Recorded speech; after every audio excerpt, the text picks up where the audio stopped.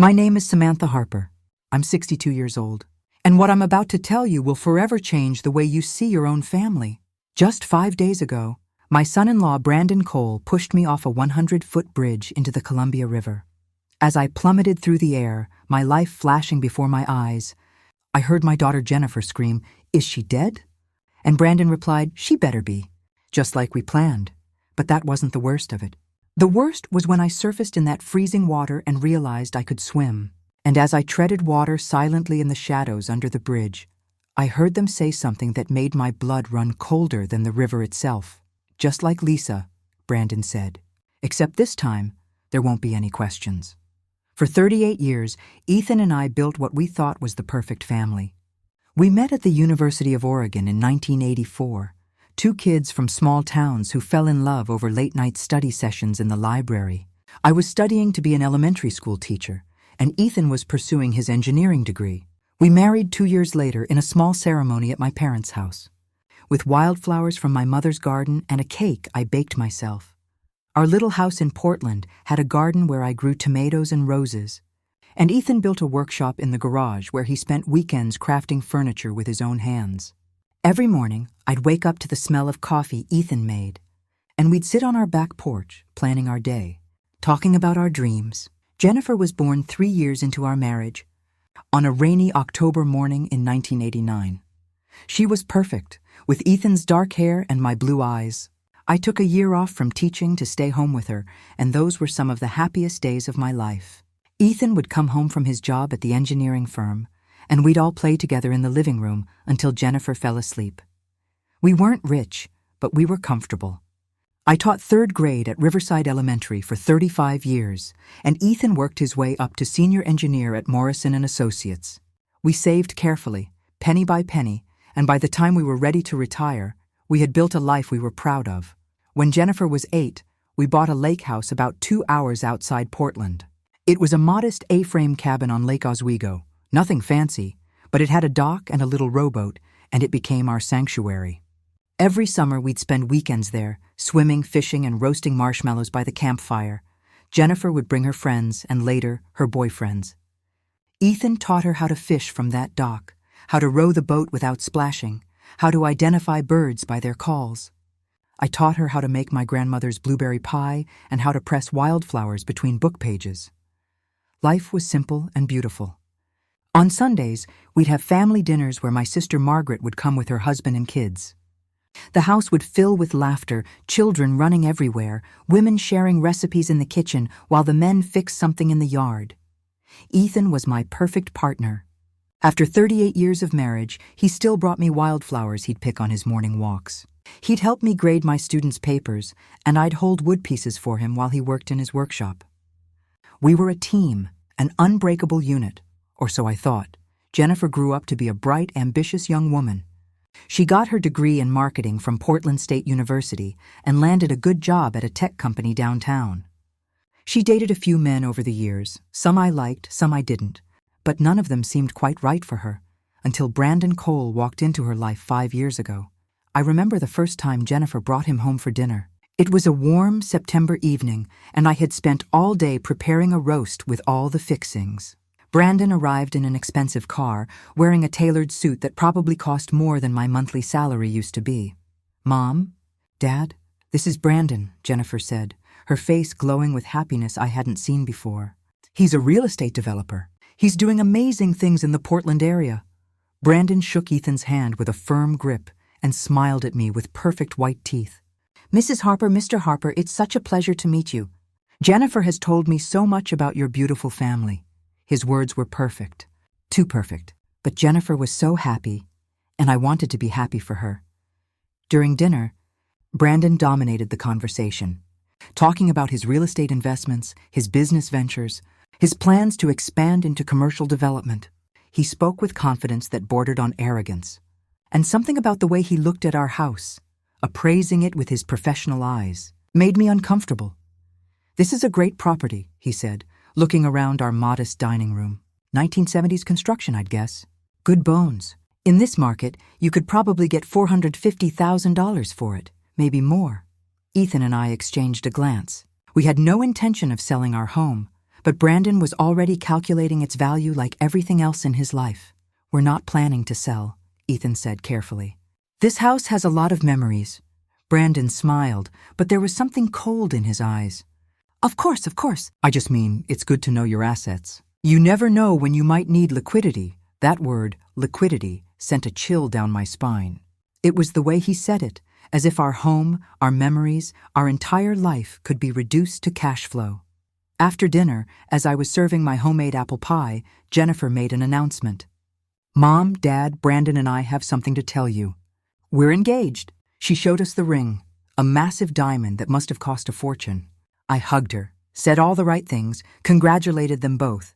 But inside, something was whispering that this was wrong, that Brandon wasn't who he appeared to be.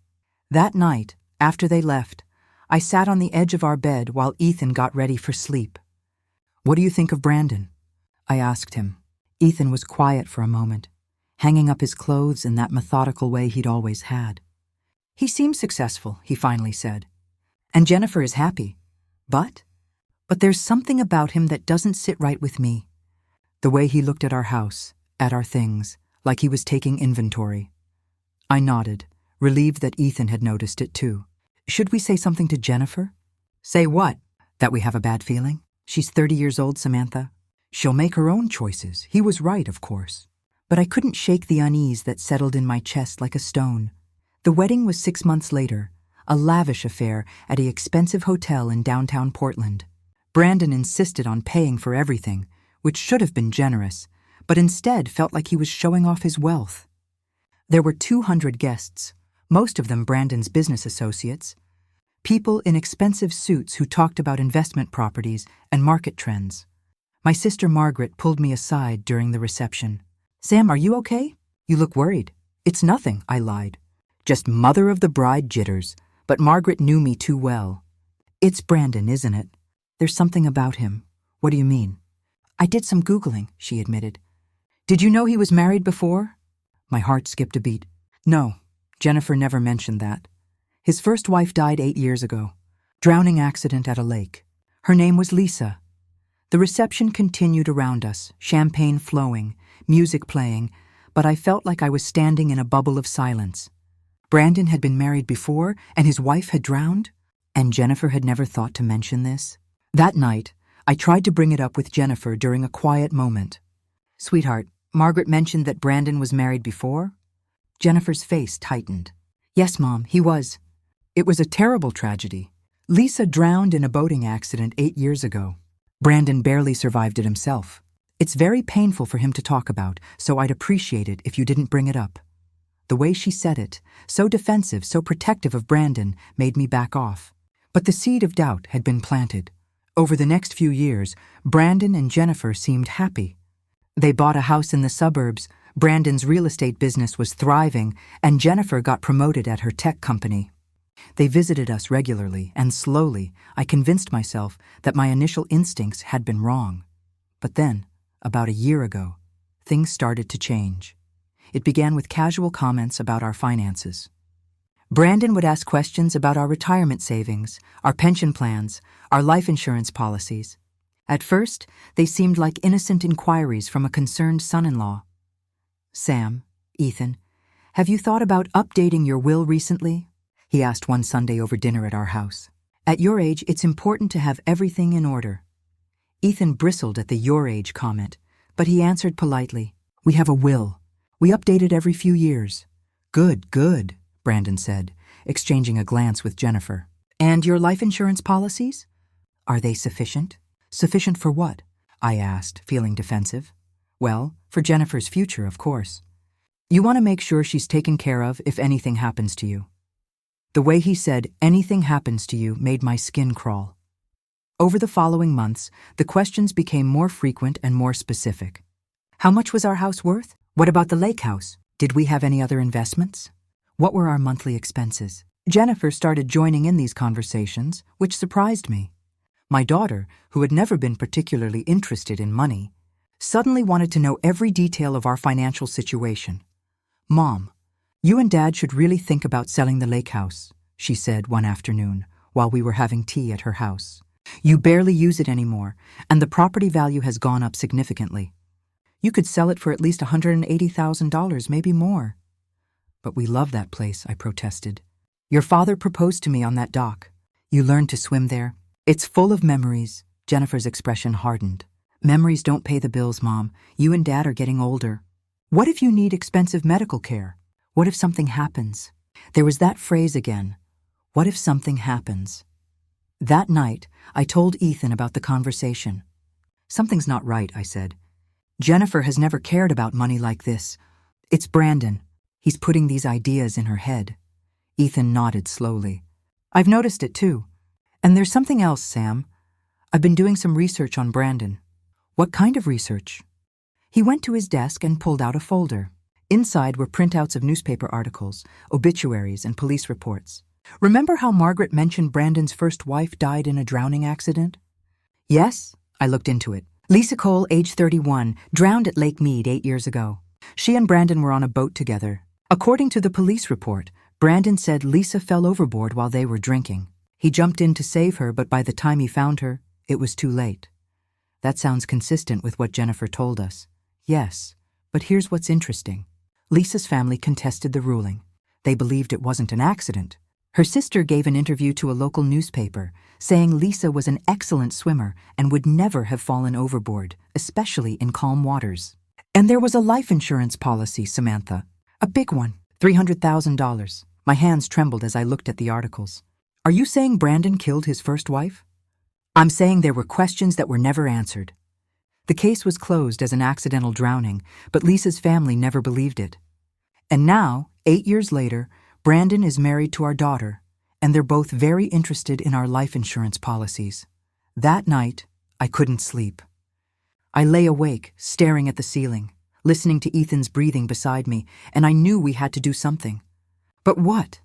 Accuse our daughter's husband of being a murderer based on suspicions and old newspaper articles? The next morning, I called Margaret. I need you to help me find Lisa Cole's family. Brandon's first wife. I need to talk to them. Margaret was silent for a moment. Sam, are you sure about this? No, but I have to know the truth. It took Margaret a week to track down Lisa's sister, a woman named Patricia Morris who lived in Nevada. When I called her, I explained who I was and why I was calling. There was a long pause on the other end of the line. Mrs. Harper, Patricia finally said, her voice thick with emotion. My sister didn't drown by accident. Brandon Cole murdered her, I'm certain of it. But I could never prove it. Tell me everything, I said, my heart pounding. Patricia's story was chilling. Lisa and Brandon had been married for 3 years, and according to Patricia, the marriage had been troubled. Brandon was controlling, manipulative, and obsessed with money. He had taken out a large life insurance policy on Lisa without her knowledge, forging her signature on the documents. Lisa found out about it 2 weeks before she died, Patricia said. She called me terrified. She said she was going to leave Brandon, that she didn't feel safe anymore. And then, that weekend, they went on their boat trip, and she drowned. Did you tell this to the police? Of course I did. But Brandon's story was consistent. He said they'd been drinking, that Lisa lost her balance and fell overboard. He claimed he tried to save her, but the current was too strong. The autopsy showed alcohol in her system, and there were no signs of struggle. The case was closed as accidental drowning. But you don't believe it was an accident. Mrs. Harper, my sister was a competitive swimmer in college. She could swim in her sleep, and the lake was calm that day, barely any current at all. Brandon killed her, waited for her to drown, and then called for help. He collected $300,000 from her life insurance policy and moved to Oregon 6 months later. After hanging up with Patricia, I sat at my kitchen table, shaking. My daughter was married to a man who had likely murdered his first wife for money. And now, that same man was asking detailed questions about our life insurance policies. That evening, Ethan and I had a serious conversation. We need to warn Jennifer, I said. She needs to know what Brandon might have done. She won't believe us, Ethan replied. She's in love with him. She'll think we're just trying to interfere in her marriage. Then what do we do? Ethan sighed deeply. We protect ourselves. We change our beneficiaries, we secure our assets, and we watch our backs. But we were already too late. The trap had been set, and we had walked right into it. 2 weeks later, Jennifer called with an invitation. "Mom, Dad, Brandon and I want to take you on a special trip this weekend. There's this beautiful scenic bridge about an hour from here, the Vista Point Bridge over the Columbia River. It has the most amazing views.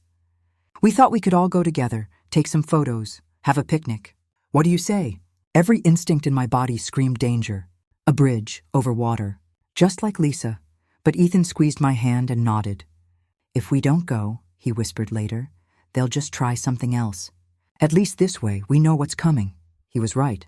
If Brandon and Jennifer were planning to kill us, refusing this invitation would only delay the inevitable. They would find another opportunity, another accident, another way to make our deaths look natural. So I agreed to go, even though I knew I might be agreeing to my own murder. The days before the trip were agonizing. Ethan and I went through the motions of normal life, but underneath, we were preparing. Ethan updated our will, making sure our assets would go to charity instead of Jennifer if we both died. He wrote a letter explaining our suspicions about Brandon and hid it in our safety deposit box at the bank. "If we don't come back from this trip," he told Margaret over the phone, "go to the police. Tell them everything." The letter has all the details. Friday morning arrived with beautiful weather, sunny and warm. Jennifer and Brandon picked us up in Brandon's expensive SUV, all smiles and cheerfulness. "This is going to be such a great day," Jennifer said, hugging me. "I packed a picnic basket with all your favorite foods, Mom." As I looked into my daughter's eyes, I searched for any sign of remorse, any hint that she knew what they were planning. But I saw nothing except a stranger wearing my daughter's face. The drive to Vista Point Bridge took an hour. Brandon drove, making small talk about real estate markets and investment opportunities. Jennifer sat in the passenger seat, occasionally turning around to smile at us. It was all so normal, so perfectly ordinary, that I almost convinced myself I was being paranoid. But then we arrived at the bridge, and I saw the setup. Vista Point Bridge was an old steel structure that spanned the Columbia River at one of its widest points. It was 100 feet above the water, with a pedestrian walkway that was rarely used. On this Friday afternoon, there were no other cars in the small parking area. "We were completely alone. Isn't it gorgeous?" Brandon said, getting out of the car. "Come on, let's walk out to the middle. The views are incredible from there." Ethan and I exchanged a glance. This was it, the moment we'd been dreading. We got out of the car and followed Brandon and Jennifer onto the bridge. The walk to the middle of the bridge felt like walking to my own execution. Each step brought us closer to the drop, closer to the water rushing below. The wind whipped around us, and I clutched Ethan's hand tightly. "Here, this is the perfect spot," Brandon announced when we reached the center of the bridge. "Jennifer, get your camera. Let's take some family photos." Jennifer pulled out an expensive camera and started positioning us near the railing. "Mom, Dad, stand right here. The river looks beautiful in the background." We stood where she directed, our backs to the railing, the 100-foot drop just inches behind us. "Smile," Jennifer called out, raising the camera. But she didn't take a photo. Instead, she lowered the camera and looked at Brandon. And in that moment, I knew. Brandon moved toward us with sudden speed, his hands reaching out to push us over the railing. But Ethan was ready. He grabbed Brandon's wrist and tried to pull him off balance. "Sam, run!" Ethan shouted. But Jennifer was there, grabbing my arm, her nails digging into my skin. "You should have just updated your will when we asked," she hissed in my ear. This could have been so much easier. In the struggle, I felt hands on my back, pushing, shoving. The railing hit the back of my knees. And suddenly I was falling, tumbling through empty air, the bridge receding above me, and Jennifer's face peering over the edge. The last thing I heard before I hit the water was Brandon's voice. "Is she dead?" And Jennifer's response, "She better be." Just like we planned, the impact with the water knocked all the air from my lungs. The Columbia River in October was shockingly cold, like being plunged into ice. For a moment, I thought I would die right there, my body simply shutting down from the shock. But then survival instinct kicked in. I fought my way to the surface, gasping for air, my lungs burning. I was alive. Against all odds, I was alive. Above me, I could hear voices on the bridge. Brandon and Jennifer were leaning over the railing, looking down at the water where I had fallen. "Do you see her?" That was Jennifer's voice, my daughter's voice, casual as if she were looking for her car keys. No, she went under. The current must have taken her. Brandon sounded satisfied. What about Ethan? My heart stopped. What about Ethan? He's out cold. Hit his head on the railing when I shoved her. We'll push him over in a minute, make it look like he jumped in trying to save her. They were going to kill Ethan, too. My husband of 38 years, the father of my child, the love of my life. I wanted to scream, to shout up at them, to tell them I was alive. But some deeper instinct made me stay quiet. I let the current carry me downstream, staying low in the water, using every bit of strength I had left to swim silently toward the shadow of the bridge. If they thought I was dead, maybe I had a chance. Maybe we both had a chance. As I floated in the cold water, hidden in the shadow of the bridge, I heard Brandon say the words that confirmed everything. Just like Lisa, he said. Except this time, there won't be any questions. The water was so cold it felt like knives stabbing into my skin. My clothes were heavy, dragging me down, and my lungs burned with each breath.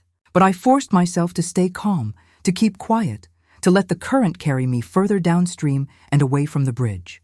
Above me, I could still hear their voices, muffled now by distance and the sound of rushing water. Help me lift him, Brandon said. We need to get this done before someone drives by. Wait!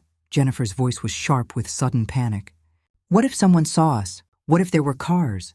There's no one around. I checked the traffic patterns for this area. On Friday afternoons, this road gets almost no use. That's why I chose it. He had planned this. Every detail had been calculated, just like he'd probably calculated Lisa's death 8 years ago. The realization made me sick, and I swallowed a mouthful of river water, choking and coughing. Did you hear that? Jennifer's voice came from directly above me. I froze, my body completely still in the water, holding my breath until my lungs screamed for air. It's just the river, Brandon said dismissively. Come on, help me. We need to make this look right. I heard the sound of struggling, Ethan's groaning voice, weak but alive. He was alive. My husband was still alive. No, Ethan's voice was slurred, probably from the head injury. Don't, Jennifer, please, you're our daughter.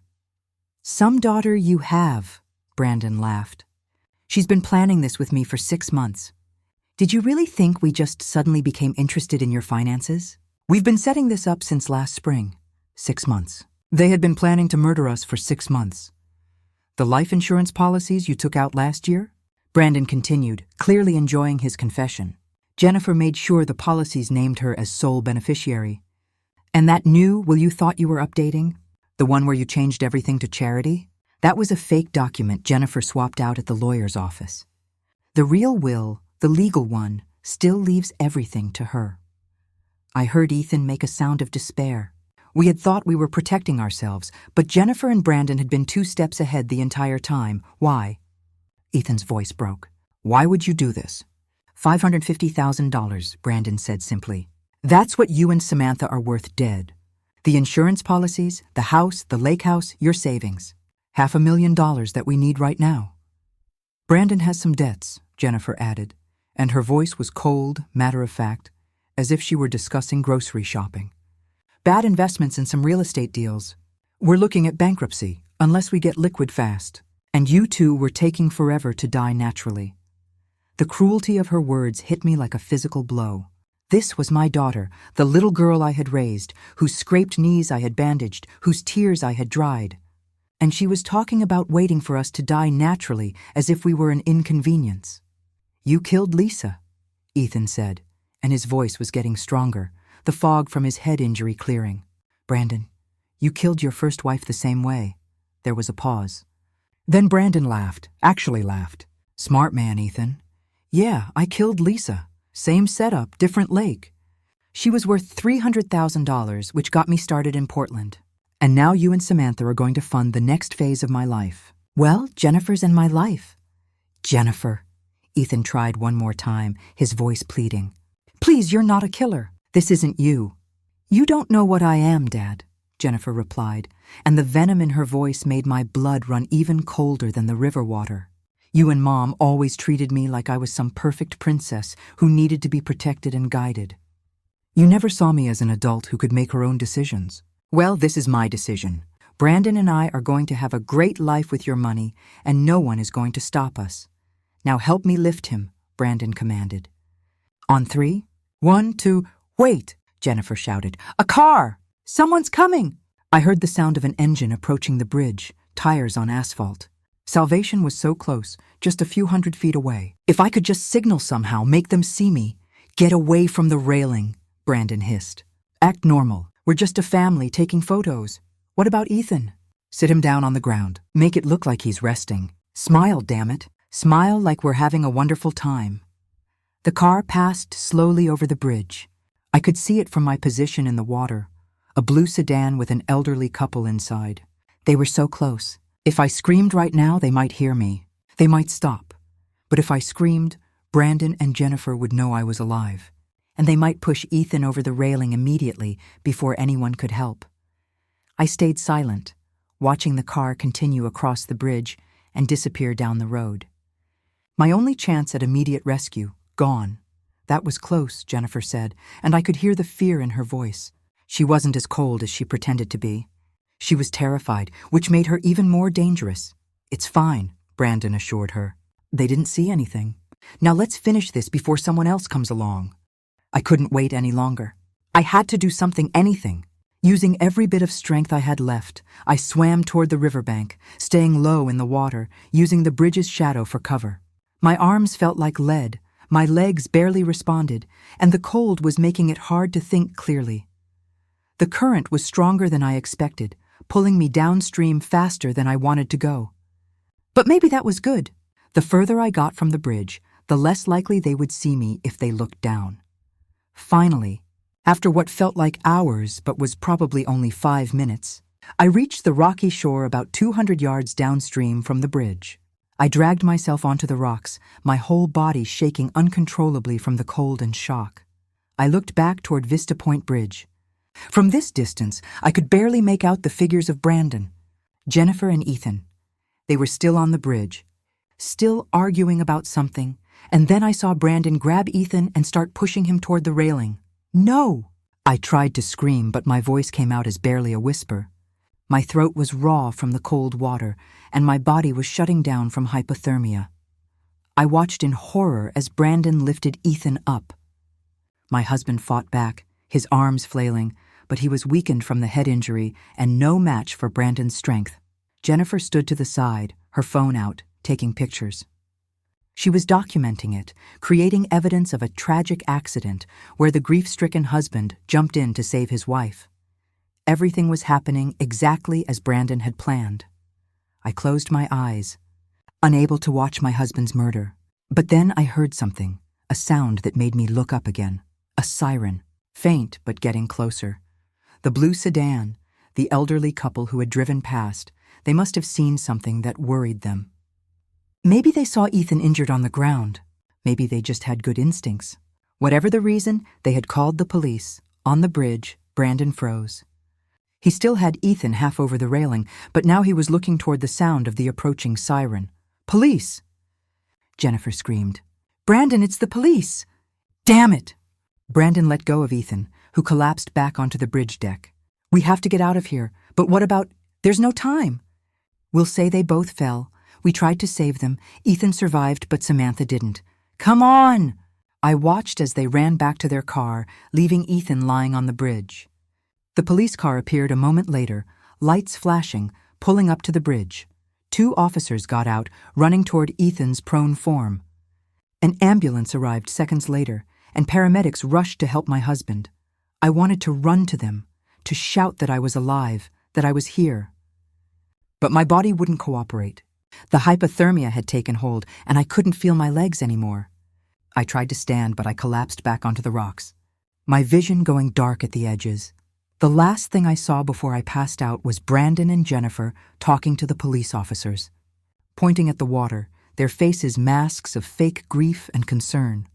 When I woke up, I was in a hospital bed, covered in warm blankets with an IV in my arm.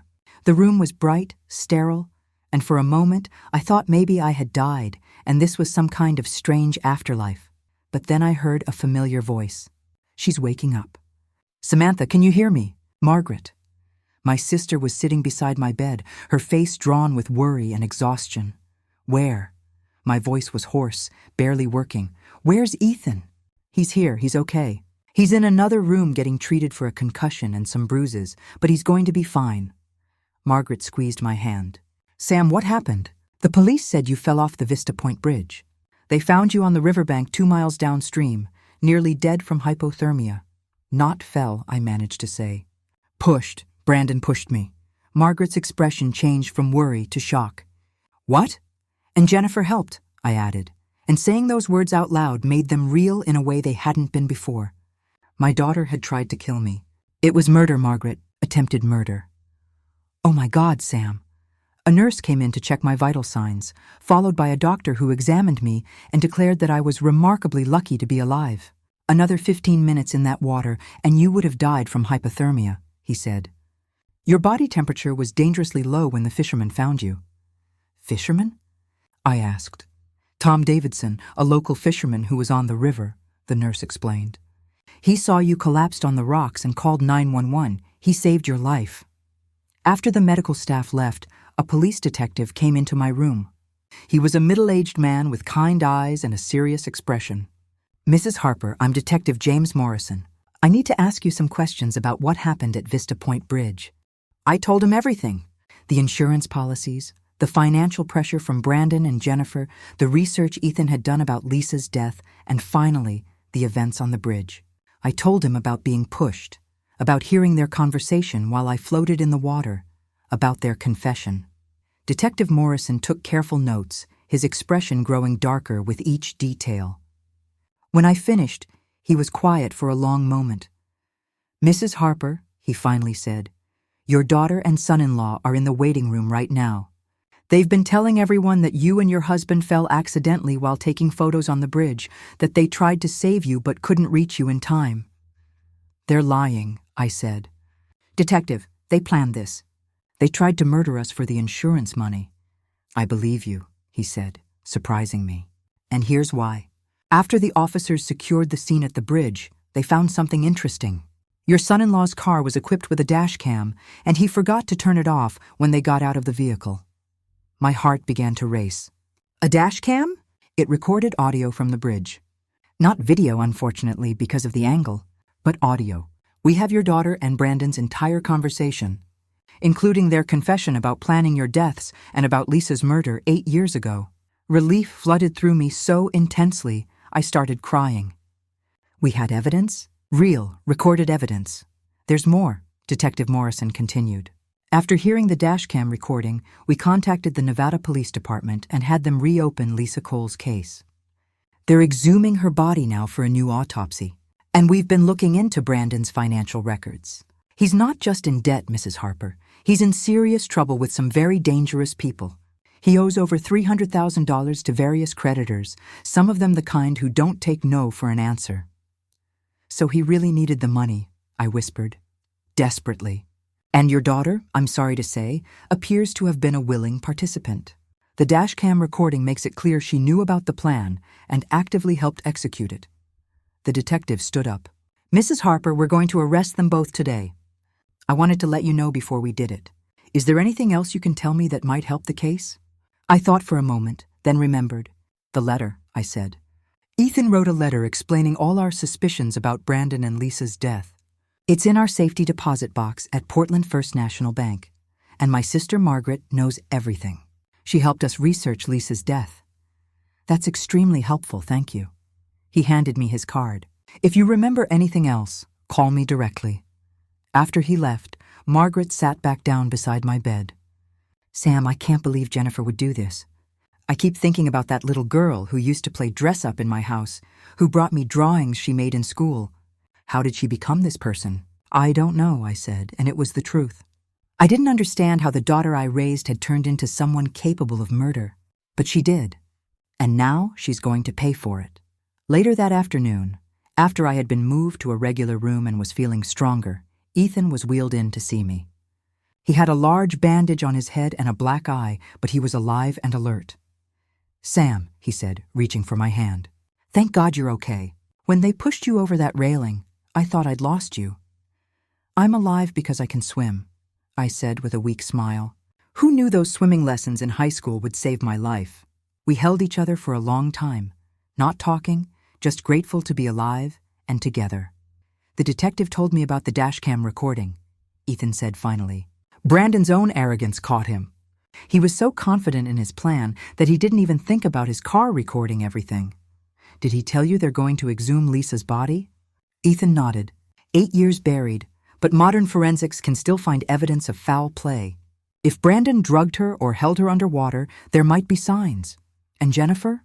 I asked, even though I wasn't sure I wanted to hear the answer. Ethan's expression hardened. She's facing the same charges as Brandon. Attempted murder, conspiracy to commit murder, and possibly accessory to murder in Lisa's death if they can prove she knew about it. She's our daughter. Ethan, she tried to kill us, Sam. She stopped being our daughter the moment she pushed you off that bridge. He was right, but it still hurt more than I could express. I had carried Jennifer for 9 months, given birth to her, raised her, loved her unconditionally.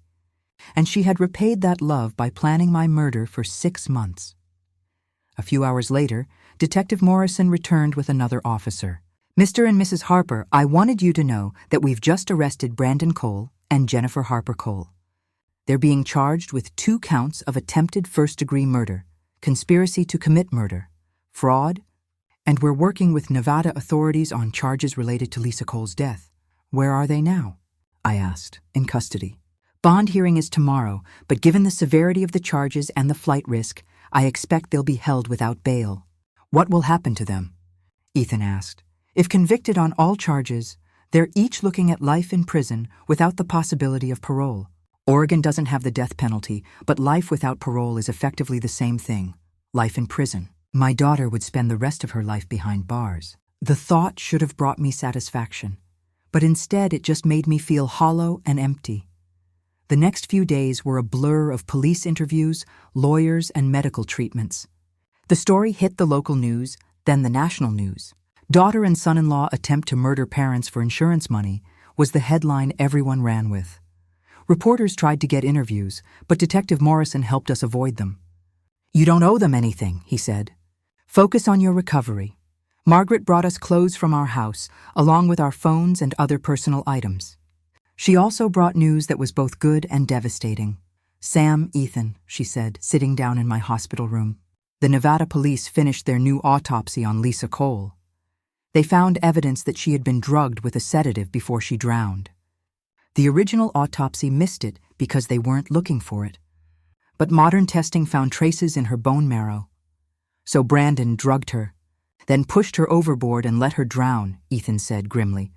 Yes, and there's more. They searched Brandon's house and found journals, planning documents for your murder. He had been planning this for over a year, not just 6 months. He researched insurance policies, bridge heights, water temperatures, everything. It's all documented. The depth of the planning was chilling. This wasn't a crime of passion or a moment of desperation. Brandon had calculated and plotted our deaths with the same attention to detail he probably used in his real estate deals. What about Jennifer? I asked. Was she involved from the beginning? Margaret's expression was pained. According to the documents, Brandon recruited her about 8 months ago. He showed her his financial problems and convinced her that you and Ethan were the solution. There are emails between them where they discuss different scenarios for your deaths. The bridge was Jennifer's idea, actually. She remembered you mentioning Vista Point Bridge and suggested it as the perfect location. My own daughter had chosen the place where I would die. The betrayal cut so deep I couldn't even cry anymore. A week later, Ethan and I were released from the hospital.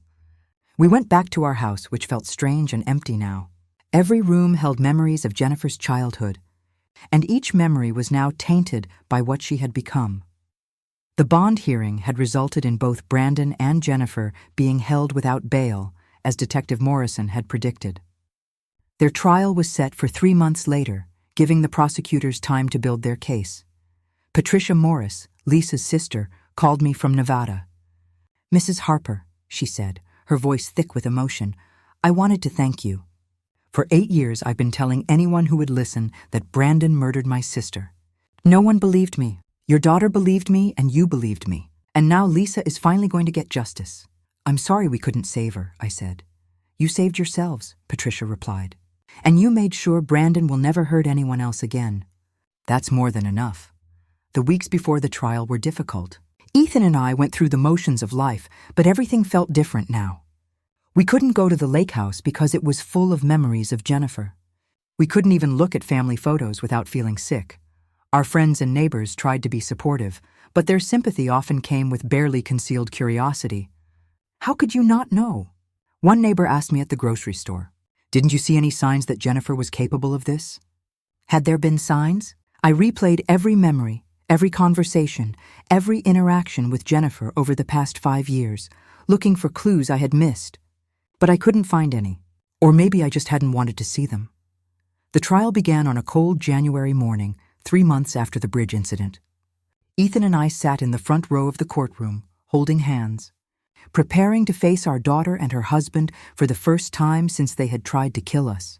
When Brandon and Jennifer were led into the courtroom in their orange jumpsuits and handcuffs, I barely recognized my daughter. She had lost weight, her hair was pulled back severely, and her face was pale and drawn.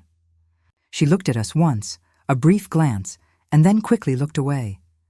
Brandon, on the other hand, stared directly at us with cold, calculating eyes.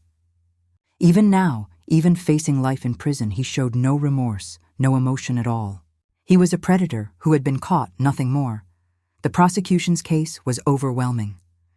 They started with the dashcam recording from Brandon's car, playing it for the jury, hearing those voices again, hearing Jennifer say, "She better be dead," just like we planned, and Brandon's casual comment about Lisa made several jury members visibly react with shock and disgust.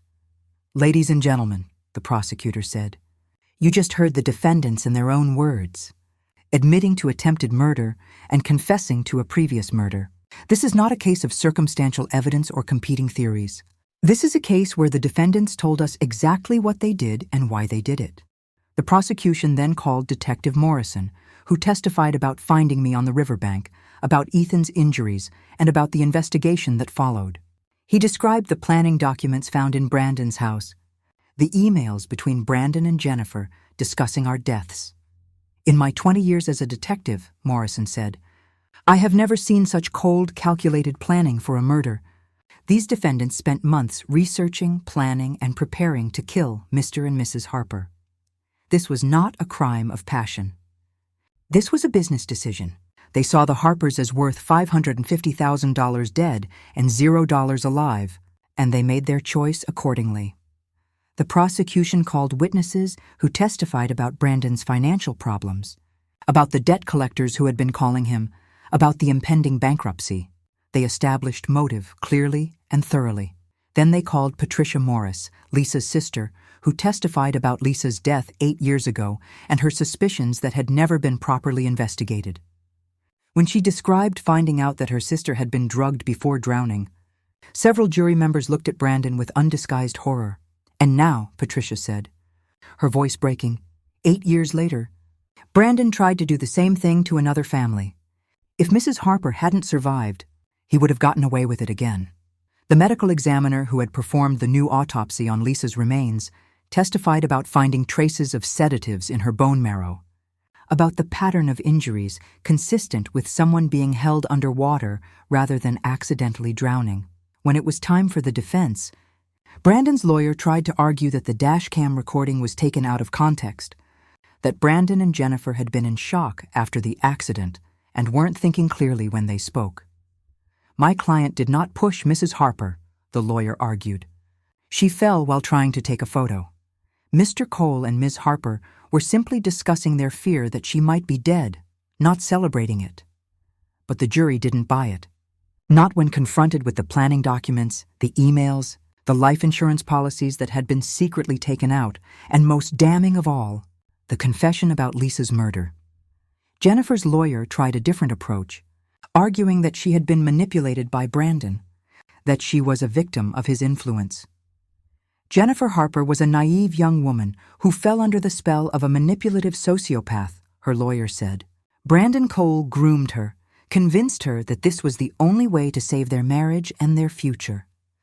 She is as much a victim as her parents. When Jennifer took the stand to testify in her own defense, I finally got to hear her version of events. She cried, she apologized, she claimed she never meant for anyone to get hurt. "I love my parents," she sobbed. "I never wanted to hurt them. Brandon convinced me that they would suffer less if it happened quickly, if they didn't have to go through a long illness or painful death. He made it sound like we were doing them a favor. The prosecutor's cross-examination was brutal. Ms. Harper, you sent 17 emails to Mr. Cole discussing various methods to kill your parents. In one of them, you wrote, and I quote, "The bridge idea is perfect. It will look completely accidental and will get the money within weeks." Does that sound like someone who thought she was doing her parents a favor? Jennifer couldn't answer. You took out life insurance policies on your parents without their full knowledge, forging their signatures in some cases. You swapped out legal documents at their lawyer's office. You researched drowning times and hypothermia rates. These are not the actions of someone being manipulated. These are the actions of someone actively planning murder. I was scared, Jennifer whispered. Brandon said we would lose everything if we didn't do this. And so you decided your parents' lives were worth less than your financial comfort? You decided that murdering the two people who raised you, loved you, and sacrificed everything for you was an acceptable solution to debt? Jennifer had no answer for that either. When it was time for victim impact statements, Ethan and I both stood to speak. Ethan went first. "Your Honor, members of the jury," he began, his voice steady despite the emotion I knew he was feeling. 38 years ago, I married the love of my life. Together, we built a home, a family, a life. We weren't rich, but we were happy. We thought we had raised a daughter who understood the value of family, of integrity, of human life. He paused, looking directly at Jennifer. We were wrong. The woman sitting in that defendant's chair is not the daughter we raised. She is a stranger who wears my daughter's face. She tried to murder us for money, for insurance policies and property values. And what hurts the most is not the physical pain of being pushed off a bridge or the trauma of nearly drowning. It's the knowledge that our own child could look us in the eyes and plan our deaths. Several jury members were wiping their eyes. Then it was my turn. I stood up, my legs shaking, and walked to the witness stand. I looked at Jennifer, really looked at her, and tried to find some remnant of the little girl I had raised. "Jennifer," I said, speaking directly to her, "I remember the day you were born, October 15th, 1989. It was raining, and your father drove me to the hospital at midnight because you decided you couldn't wait. You came into this world screaming and red-faced and perfect." Jennifer was crying now. Real tears, not the fake ones she'd used during her testimony. "I remember your first word, which was Mama. I remember teaching you to read, to ride a bike, to bake cookies. I remember every birthday party, every school play, every moment of your childhood. I loved you more than my own life. I would have died for you without hesitation." My voice broke, but I forced myself to continue. "And you tried to kill me. Not in a moment of anger or fear, but after months of planning and calculation. You looked at me, your own mother, and decided I was worth more dead than alive. You pushed me off a bridge and watched me fall, and your only concern was whether I had died quickly enough." Jennifer was sobbing now, her whole body shaking. But I wasn't done. "You don't get to cry now, Jennifer. You don't get to pretend you're sorry. You had 6 months to change your mind, to back out, to tell us what Brandon was planning. You had 100 opportunities to be my daughter instead of my murderer, and you chose murder every single time." I turned to the jury. "My daughter is not a victim. She is not someone who was manipulated or coerced. She is a cold, calculating killer who saw an opportunity to get rich and took it. She deserves to spend the rest of her life in prison, not because I want revenge, but because she is dangerous. If she could kill her own parents for money, she could kill anyone." The courtroom was completely silent when I sat down. Even Brandon's lawyer, who had been taking notes throughout the trial, had put down his pen and was staring at Jennifer with something that looked like disgust. The jury deliberated for 6 hours. During that time, Ethan and I sat in the courthouse cafeteria, drinking bad coffee and waiting. Margaret stayed with us, holding our hands, not saying anything because there was nothing to say. When the jury came back, we returned to the courtroom. The foreperson stood up, holding the verdict form, and my heart was pounding so hard I thought everyone could hear it. In the case of the state of Oregon versus Brandon Cole, on the charge of attempted murder in the first degree of Samantha Harper, how do you find? Guilty. On the charge of attempted murder in the first degree of Ethan Harper, guilty. On the charge of conspiracy to commit murder? Guilty. The guilty verdicts kept coming, one after another. Fraud, forgery, witness tampering. Every single charge, guilty. Then it was Jennifer's turn. In the case of the State of Oregon versus Jennifer Harper Cole, on the charge of attempted murder in the first degree of Samantha Harper, how do you find? There was a long pause. I held my breath. Guilty. Jennifer made a sound like a wounded animal. Her lawyer put a hand on her shoulder, but she shook it off, burying her face in her hands. Every charge against Jennifer came back guilty as well. The jury had seen through her manipulation defense, had recognized her as an equal participant in the plan to murder us. The judge set sentencing for 2 weeks later, and as Brandon and Jennifer were led out of the courtroom, I felt a strange mixture of relief and profound sadness. Justice was being served, but at what cost? My daughter would spend the rest of her life in prison. I would never have grandchildren, never have family holidays, never repair the relationship that had been shattered on that bridge. The sentencing hearing was shorter than the trial. The judge, a stern woman in her 60s who had presided over the case with firm control, addressed Brandon first. Mr. Cole, in my 30 years on the bench, I have seen many terrible crimes. But the calculated nature of your actions, the way you planned and executed the murder of Lisa Cole 8 years ago, and then attempted to repeat that crime with the Harpers, shows a level of depravity that I find truly disturbing. She paused, looking at him with cold eyes. You are a predator who sees other people only as resources to be exploited and discarded. You married Lisa Cole, murdered her for her insurance money, and then moved to a new state and repeated the same pattern. You would have continued this pattern indefinitely if you hadn't been caught. For the attempted murder of Samantha Harper, I sentence you to life in prison without the possibility of parole. For the attempted murder of Ethan Harper, I sentence you to life in prison without the possibility of parole, to be served consecutively. You will also face charges in Nevada for the murder of Lisa Cole, where you may face additional sentencing. Brandon's face remained expressionless. He had known this was coming. Then the judge turned to Jennifer, and her expression softened slightly, but only slightly. Ms. Harper, your case is particularly tragic because you had every advantage in life. You were raised by loving parents who gave you every opportunity. You had education, support, and a family who would have done anything for you. And you threw it all away for money. Jennifer was crying again, but this time I felt no sympathy for her. Your lawyer argued that you were manipulated by Mr. Cole, but the evidence shows otherwise. You were an active, willing participant in this conspiracy. You came up with ideas, you forged documents, you took out insurance policies. You chose to betray your parents in the most fundamental way possible. The judge's voice grew harder. For the attempted murder of your mother, Samantha Harper, I sentence you to life in prison without the possibility of parole. For the attempted murder of your father, Ethan Harper, I sentence you to life in prison without the possibility of parole, to be served consecutively. Jennifer collapsed in her chair, sobbing. Mom, Dad, I'm sorry. I'm so sorry. Please forgive me.